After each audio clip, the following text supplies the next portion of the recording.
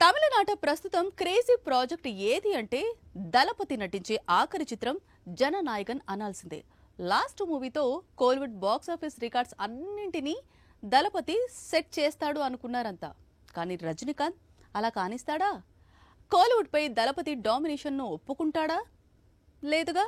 అందుకే జననాయకన్ ను పూర్తిగా డామినేట్ చేస్తున్నాడు. ప్రస్తుతం కోలీవుడ్ ఎదురు చూస్తున్న చిత్రాల్లో విజయ్ నటిస్తున్న చివరి చిత్రం జననాయకన్ ఒకటి. వచ్చే సంక్రాంతికి జననాయకన్ విడుదల కానుంది. ఆ తర్వాత విజయ్ సినీ ఫీల్డ్ కు కంప్లీట్ గా గుడ్ బై చెప్పి రాజకీయాల్లోకి వెళ్లిపోనున్నాడు. అయితే వెళ్లే ముందు కోలీవుడ్ బాక్సాఫీస్ రికార్డ్స్ అన్నింటినీ సెట్ చేస్తానంటున్నాడు. అందులో భాగంగానే జననాయకన్ ప్రీ రిలీజ్ బిజినెస్ కనీ విని ఎరగని రీతిలో జరుగుతోంది. ఈ సినిమా ఓవర్సీస్ రైట్స్ 70 నుంచి 75 కోట్లకు అడుగుతున్నారు డిస్ట్రిబ్యూటర్స్.